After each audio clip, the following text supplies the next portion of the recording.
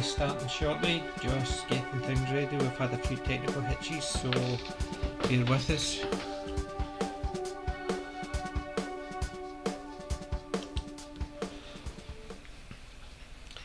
Hi and welcome to PJ Maybe's YouTube channel.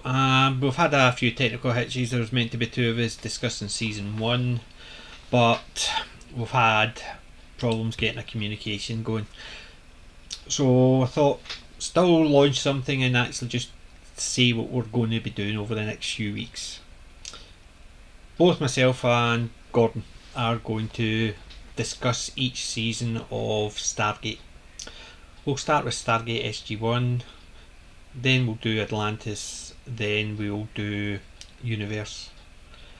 We'll talk about each episode, we'll talk about what we liked, what we didn't like, characters, good points, actors who appeared in it, what we liked about them. It's just a case of both of us are fans of the franchise, and we do have a lot of similar interests, but everybody will have different opinions on things, so we thought, why not talk about Stargate? Can't go wrong with Stargate. It gives us all an opportunity to rewatch it. So with 10 seasons of Stargate SG1, 5 seasons of Atlantis and 2 of Universe, as well as the webisodes, which would probably class as another season, you're talking about 18 weeks, we hope, that we can actually talk about Stargate. After that we may go on to another franchise and discuss that. My preference would be Red Dwarf. I'm a big Red Dwarf fan, but there's other things we're going to discuss about Stargate first. Stargate roleplay game, which we're hoping to actually have a shot at. So Gordon has got the game and we're going to actually have a look at that as well. Going to get a couple of games in first, obviously discuss what we liked about it, how easy it was to play, to get in, because D&D fans, so another roleplay will give us an opportunity to do something different. The last time I did anything, it was space related. It was an old game called GURPS, GURPS, Genetic Universal Roleplay Scenarios or something like that. I can't remember. I was in college a long time ago, and believe it or not, myself and my classmates played Red Dwarf GURPS. We all took a character from the show. The first episode, the first time we played it, we spent an hour trying to get my friend Andy, who played the cat, away from a mirror. In a roleplay scenario, that was fun. I'm hoping something similar can be done with SG1. Does that mean we would play the characters from the show, or do we play our own characters?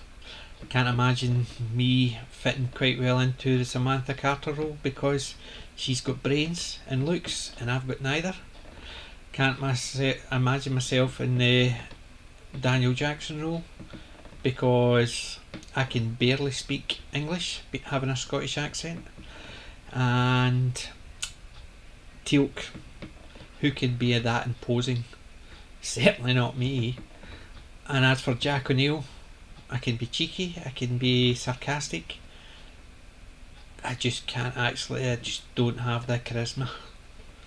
So we'll see what we do, and we'll get back to you on it. So what do we talk about? We'll start talking about Stargate, the bits and pieces I know, which we'll probably not cover within the show.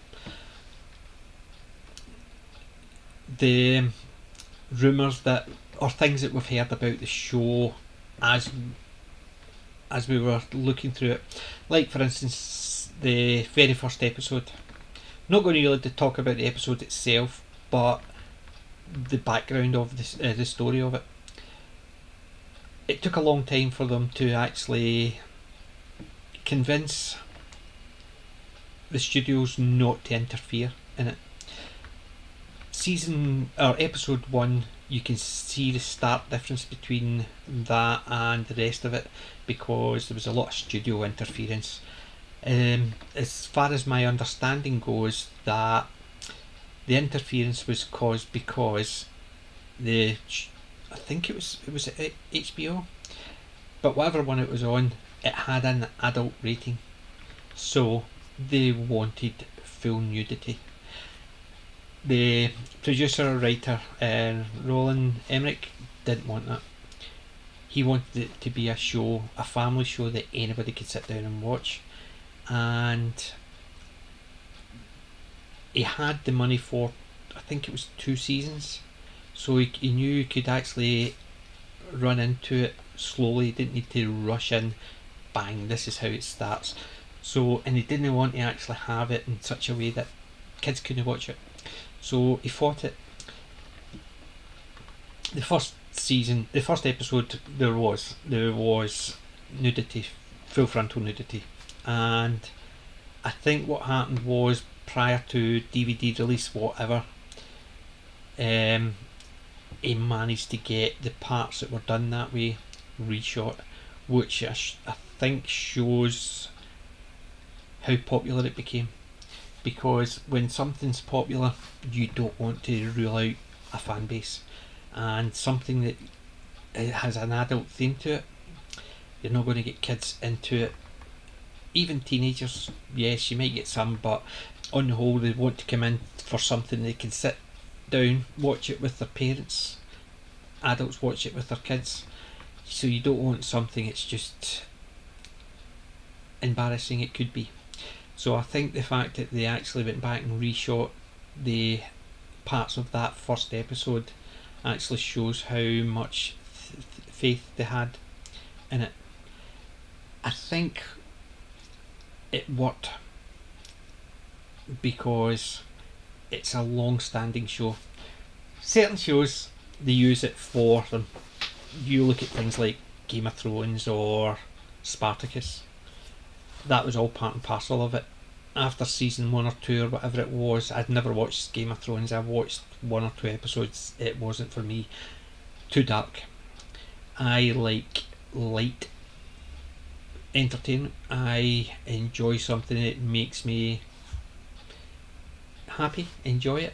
I don't want something that makes me depressed, and I don't care about people getting chopped up, stabbed, eyes gouged out, whatever. Those just don't interest me. It's not my cup of tea. My cup of tea is light entertainment. I like classic old TV shows, movies, things like comedies especially, or sci-fi. I've always loved sci-fi. Big Doctor Who fan, as you can see behind me. I've always liked Doctor Who. My mum used to always tell people that, even when I was in my 40s, my mum would turn around and say, you used to hide behind the sofa when the Daleks were on. I've always liked, even since I was about 4 or 5, I would watch sci-fi. I used to be sitting in front of the TV. They used to call me Square Eyes because I never moved from the TV. And my love for the TV has actually come from that, because it was just escapism. Hence the reason why I like light programmes, things that have got optimism in it. Classic Star Trek, even classic Battlestar Galactica. I like that. I've actually got a figure from it in my display case. It's a Viper, the classic Viper, and it's got one side is painted Apollo, the other side is painted for Starbuck. So it's slightly different either side. It's just for display purposes, obviously. It's actually a model a friend built for me and painted, and it looks really, really good. The Stargate ones, I've got a couple of things. Mainly I've got t-shirt, fleece, bag. I do like showing people that I'm a geek. So Doctor Who t-shirt, I don't know if you can actually see it. That's the Doctor Who one there. I've got my bag, hold on.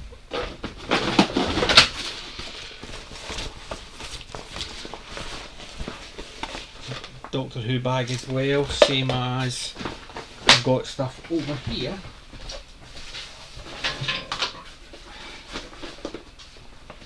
NCIS, got the same idea for Stargate and Star Wars, the classic Star Wars. Don't like the new movies, don't even like the prequels, I just like Star Wars, the first three. The prequels, I thought they were boring. The new stuff I thought was just too flashbang, all flash, no substance. But I think a lot of programmes are like that.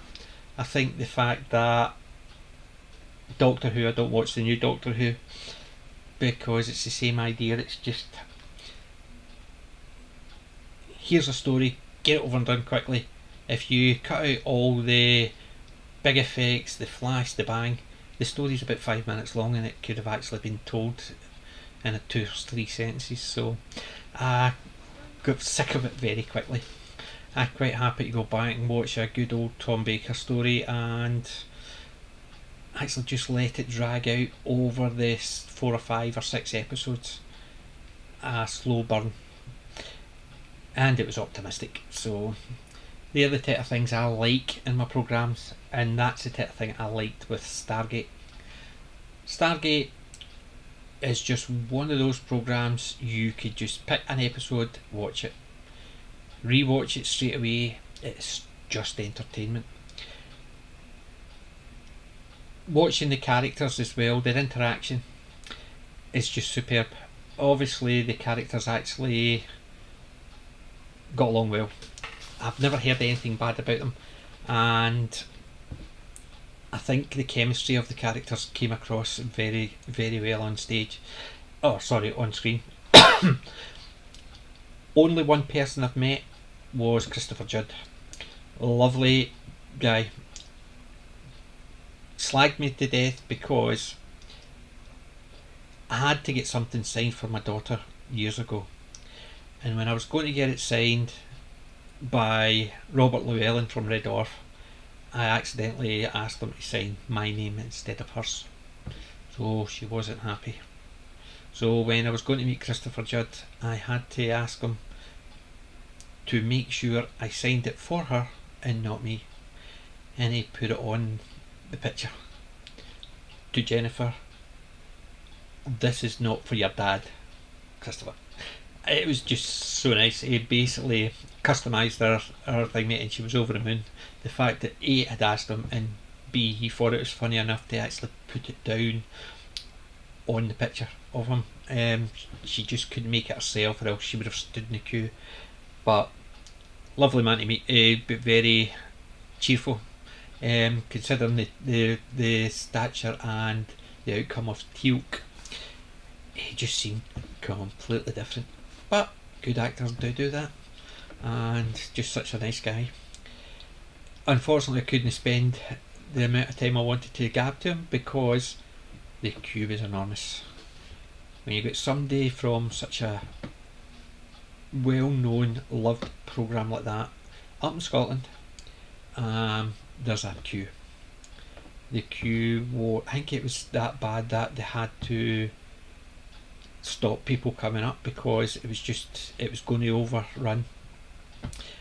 And I'd just missed going down to Birmingham. I went down to Birmingham when a couple of the other ones were there. I think Amanda Tapping was down in Birmingham, but there was a 2 or 3 from Stargate, and by the time I managed to get down, it was all over and done with. I got down about 3 o'clock in the afternoon, and there was no way I was going to get in the queues and stuff like that because it was really busy. It's what happens when you're travelling from Scotland and you get caught in traffic, just bits and pieces, and it's just an unfortunate side effect of it. But what can I say? I did travel, but I just stopped doing the travel enough. I just couldn't afford to actually stay overnight, so I just drove down. If I had the cash, I would have driven down the day before, paid the extortionate prices the hotels round about the event was looking for, and I didn't. which was stupid of me. But I thought, drive down, leave at 4 in the morning, I should be able to get down. Yeah, you forget, you sleep in, forget you set your alarm and it's incorrect, you wake up, by the time you actually get things organised and get going, you're later than you think, then you get caught in traffic in Glasgow, then you get caught in traffic going down into Birmingham, so by the time you get down there, instead of a 5-hour trip, it's suddenly an 8-hour trip, maybe 10 hours, depending. But also had to stop off for lunch, but diabetic, have to, what can I say, I couldn't actually just say, I'll drive on, never mind. I had to stop, so the delays just built up and I missed it. But met Christopher Judd, that was a bonus. I'm looking for when the pandemic's all finished with and maybe they come back over, never know, fingers crossed. I'll go down to London, go over to Belfast, wherever they are, I'm going to hopefully make the trip, finances and job permitting. So fingers crossed we can get it all over and done with. However,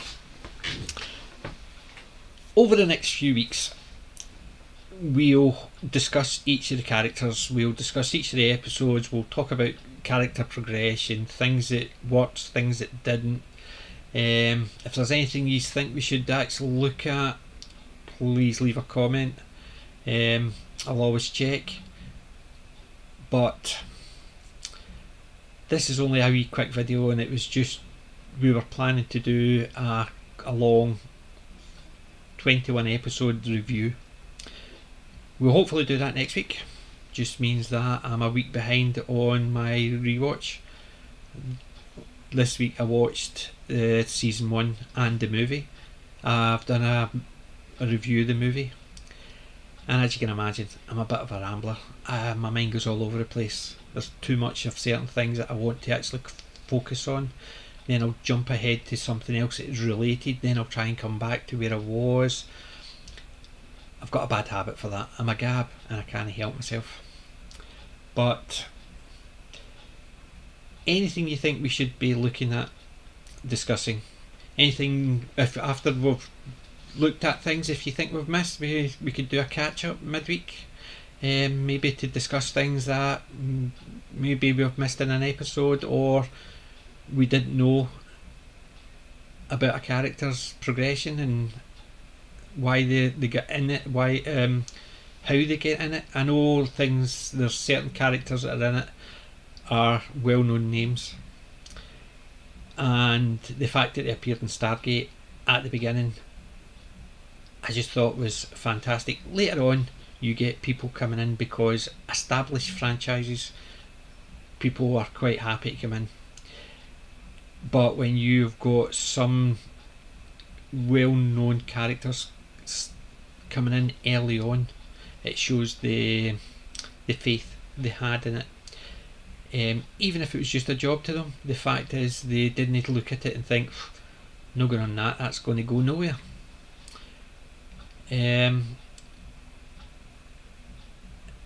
They'll also look at some of the characters that appeared very early on that actually appeared throughout. There's certain specific characters and actors appear throughout an episode here, an episode there. Some of them maybe over the period of 6-7 years they played the same character, occasionally here and there. You'll get sometimes, very rarely you get the same character but somebody else playing it. But what I'm really looking forward to is when we get to the part with Dom DeLuise. He's just a superb comedian and anything he's in always had me. So the fact is, when we were watching it and Dom DeLuise was appearing in it, that made me a very happy man. And a nice fun fact was his son, was it his son Michael, produced it or directed it, the one where he was in, but both of his sons were in Stargate. Remember Stargate through the wormhole, the parody TV one? Well, the one that played the Jack O'Neill character was another DeLuise. I can't remember his name off the top. I think it's Michael, and it wasn't Peter DeLuise or Paul DeLuise, but both of so all three, the DeLuise, Don DeLuise and his two sons, have appeared in Stargate, which when we get to them I'll point them out and I'll get the names properly done by then.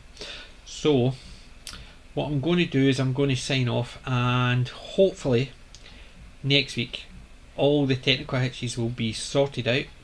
We can get down to doing a proper review, episode by episode, and looking at the good, the bad, the characters, character progression. What can I say? I can only apologise again, and I'll try and actually continue moving forward with this. And if we have any more technical hitches next week, I'm just going to start. It's the technical hitch I've had was creating the stream and getting Gordon in. So if it happens again, I'm just going to go ahead myself. It's not going to be as much fun because I think you need two people to actually discuss aspects of the show, because different people have different interpretations, and you definitely need people to discuss things so we can actually get a consensus of why things happened or how things progressed. So fingers crossed I can get Gordon sorted and get him actually in, and we can discuss this properly. But until then, thank you very much for tuning in. Leave comments, anything you want to look at, just let me know. Give it a thumbs up and subscribe if you want to continue to see it. And remember, I'm not old, I'm classic. PJ may be out.